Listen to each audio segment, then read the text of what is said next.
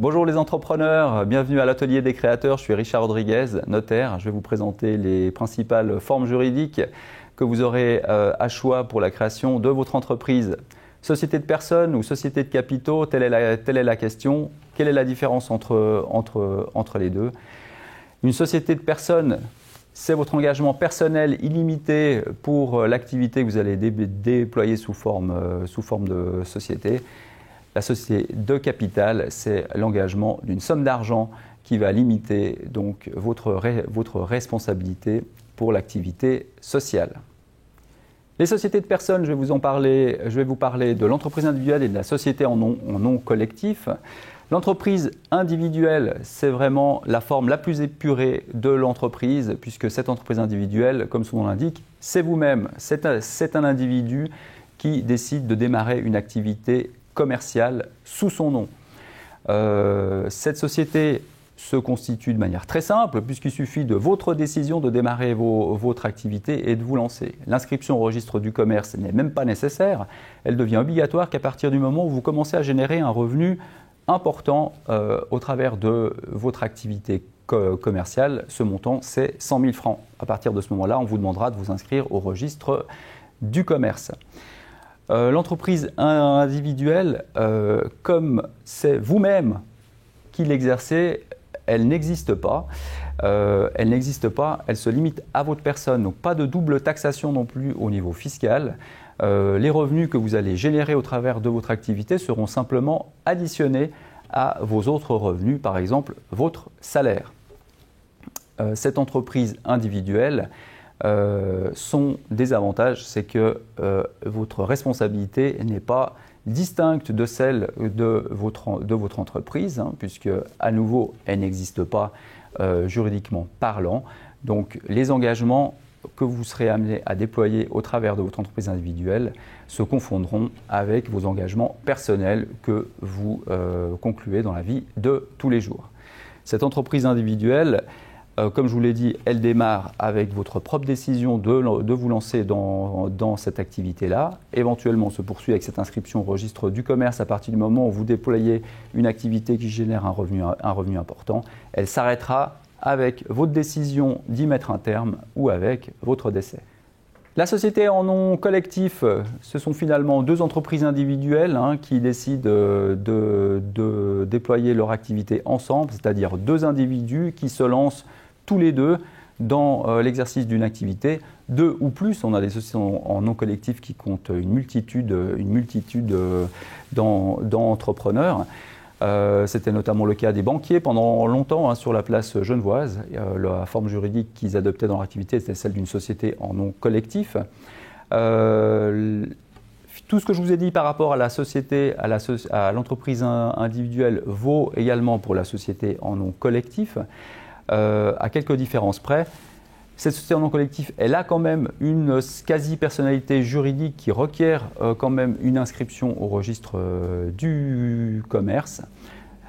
Mais par contre, la limitation de la responsabilité vis-à-vis des tiers, elle n'existe pas non plus. Donc vos engagements commerciaux se confondent avec vos engagements personnels. Et là aussi, le grand désavantage, c'est que votre responsabilité vaut également pour les engagements pris par vos associés. Donc c'est une responsabilité pleine, entière, illimitée et solidaire avec également vos associés au sein de cette entreprise. Nos sociétés de capitaux, la star dans le domaine des sociétés de capitaux, c'est la société à responsabilité limitée. C'est celle qu'on constitue le plus aujourd'hui. Elle remporte vraiment le palmarès du nombre d'inscriptions au registre du commerce. C'est une belle revanche pour une société qui était lettre morte encore dans les années 90. C'est une société qui est née de la crise immobilière des années 90. Jusqu'à cette date, personne ne l'utilisait. C'est la raison pour laquelle, comme société née de la crise, elle garde encore un certain déficit d'image. Mais comme je vous l'ai dit, aujourd'hui, la plupart des entrepreneurs démarrent sous forme de société à responsabilité limitée. Elle a un certain nombre d'avantages. Le principal, c'est qu'elle existe. Elle a une vraie personnalité juridique et qui est distincte, de votre personne, ce qui signifie que vous êtes protégé dans vos engagements commerciaux. les contrats et les engagements que vous prenez au travers de votre société à responsabilité limitée ne sont garantis que par le capital de cette société à responsabilité limitée. Ce capital, il se monte à 20 000 francs. C'est le montant que vous devrez mettre de côté et consigner auprès d'un établissement bancaire pour la création de votre société. À noter que je vous parle ici d'un capital en espèces. Il est également possible de démarrer votre activité avec un capital en nature, c'est-à-dire que vous libérez le capital, par exemple, en y apportant du matériel informatique, un véhicule et autres. C'est plus compliqué, mais c'est également tout à fait possible. Cette société à responsabilité limitée, comme elle existe indépendamment de votre personne, elle a sa propre personnalité juridique, elle a également sa propre taxation fiscale. C'est ce qu'on appelle la notion de double taxation. Vous continuez, vous, comme associé, à être taxé sur votre revenu, qui comprendront peut-être des salaires que vous verserez au sein de votre société pour votre activité, que vous assumerez par exemple de gérant. La société, elle, paiera son propre impôt sur les bénéfices qu'elle dégagera. Là aussi, vous avez de la chance puisque depuis l'année passée, le taux d'imposition des sociétés est passé à 13,99%, c'est-à-dire un taux très intéressant comparé aux 25% qui était la norme jusqu'alors. Cette société, dans la mesure où elle existe, elle requiert une inscription au registre du commerce et des formalités qui y sont liées, notamment la rédaction d'un acte constitutif et de statut que vous aurez à mener avec un notaire. On est là pour vous assister, on vous répondra sur toutes les questions juridiques qui se posent en lien avec la création de votre société. La première, ce sera notamment la raison sociale. Donc sachez que vous pouvez créer votre société à responsabilité limitée avec le nom que vous souhaitez, toujours suivi du terme SARL. Voilà pour le démarrage. La société, elle finit, si vous le décidez, vous-même par une procédure de mise en liquidation, c'est-à-dire l'arrêt de l'activité commerciale, ou malheureusement par une procédure de faillite, quand la société n'est plus à même de faire face à ses engagements financiers. À ce propos-là, donc on parle de limitation de responsabilité. Attention, en tant qu'associé, vous êtes limité dans votre responsabilité par rapport aux engagements financiers de la société. On ne viendra pas vous demander des sous pour payer les ardoises de la société. Par contre, en vos qualités de gérant au sein de cette société-là, vous allez quand même répondre de la bonne administration de cette société-là. Donc si vous avez fait des bêtises ou pris des décisions qui ne paraissaient vraiment pas opportunes dans la gestion de votre société et que cela a conduit à la faillite de l'entreprise, vous pourrez être amené à en répondre devant les tribunaux. La grande sœur de la société à responsabilité limitée, c'est la société anonyme. Pour celle-ci, mutatis mutandis, tout s'applique également à elle, par rapport à ce que je vous ai dit pour la société à responsabilité limitée. C'est une société qui existe à part entière, elle a sa personnalité juridique, celle-ci naît par l'inscription au registre du commerce, de son acte constitutif et de ses statuts que vous aurez rédigés avec l'aide de votre notaire. Elle existe à part entière, donc également une double taxation du point de vue fiscal. Et par contre un capital plus important pour la société anonyme qui est lui de 100 000 francs. Ce capital à nouveau il consiste soit en des espèces, soit en des matériaux en nature, des objets en nature qui devront être valorisés à hauteur de 100 000 francs. Pendant de nombreuses années, il y a eu une distinction entre société anonyme et société à responsabilité limitée qui tenait aux modalités d'organisation de la société anonyme, à son coût de fonctionnement. Toutes ces divergences n'existent plus aujourd'hui. Elles ont été supprimées lors de l'entrée en vigueur du nouveau droit des sociétés de la société à responsabilité limitée en 2008. Aujourd'hui, ces deux sociétés fonctionnent au jour le jour de la même manière. C'est de la même manière qu'éventuellement vous déciderez de mettre fin à votre société par une décision de mise en liquidation qui sera prise par tous les actionnaires ou par une faillite qui, à nouveau, est susceptible d'engager votre responsabilité en tant qu'administrateur de la société. Voilà, je vous ai parlé de différentes formes sociales. Maintenant, laquelle choisir? Alors, vous trouverez dans les matériels qui vous a été remis en ligne un tableau avec les avantages et les inconvénients de ces différentes formes juridiques. Je vous propose de passer un petit peu en travers ensemble. Donc, on a vu notre entreprise individuelle. Finalement, c'est la quintessence même d'une activité d'entrepreneur. Son gros avantage, c'est la facilité, sa flexibilité, puisque pour démarrer, il suffit d'une décision de votre part, vous lancez un téléphone, commencez à appeler vos clients et à vendre vos marchandises ou vos services. Pas d'inscription nécessaire au registre du commerce, pas de formalité à faire auprès de tiers.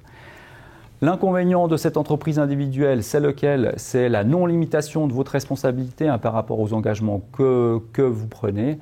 Donc, faites attention, à partir du moment où votre activité commence à croître, il est sage de changer de forme juridique. Vous choisirez peut-être à ce moment-là la forme de la SARL, qui, comme je vous l'ai dit, est la star aujourd'hui des sociétés pour jeunes entrepreneurs. La SARL est-elle une société à part entière, inscrite au registre du commerce avec une vraie personnalité juridique? Cette personnalité, elle vous permet de dissocier votre responsabilité personnelle de la responsabilité de l'entreprise pour ses engagements commerciaux. Elle requiert par contre un capital, une mise de départ, contrairement à l'entreprise individuelle qui est de 20 000 francs. Que vous pourrez libérer en espèces ou par un apport en nature. L'inconvénient de la société à responsabilité limitée, c'est ce petit déficit d'image que la société à responsabilité limitée a encore aujourd'hui. Et pour certains, la double imposition qu'elle génère, puisque finalement, il y a deux fiscalités différentes à gérer, votre fiscalité personnelle et la fiscalité de l'entreprise. Vous allez finalement retrouver plus ou moins les mêmes avantages et les mêmes inconvénients au sein de la société anonyme. La barrière d'entrée est la plus haute puisqu'il vous faudra 100 000 francs pour démarrer votre activité. C'est le principal obstacle au démarrage d'une société anonyme. La société anonyme présente par contre d'autres avantages que n'a pas la société à responsabilité limitée, le principal c'est l'anonymat. Pourquoi un anonymat, me direz-vous? Cet anonymat est souvent recherché par des investisseurs, des gens qui souhaitent vous apporter de l'argent et aider votre entreprise à se développer et à toucher en retour ce qu'on appelle des dividendes, c'est-à-dire une participation aux bénéfices que vous allez réussir à générer avec votre activité. Ces investisseurs, eux, recherchent souvent un anonymat pour que justement tous vos clients ne sachent pas qui est propriétaire et actionnaire de votre entreprise. Des investisseurs, sachez que vous pouvez également en avoir en société à responsabilité limitée, mais l'inconvénient de la société à responsabilité limitée, c'est qu'elle n'est pas anonyme, c'est-à-dire que toutes les personnes qui investiront dans votre entreprise seront connues des tiers puisqu'ils seront inscrits au registre du commerce. Avantages et inconvénients, on a parlé de nos différentes formes sociales. Si vous ne savez pas laquelle choisir, le plus important, c'est de démarrer. En effet, le droit suisse est très flexible et vous permet une transition d'une forme juridique à une autre. On appelle cela une transformation de structure juridique.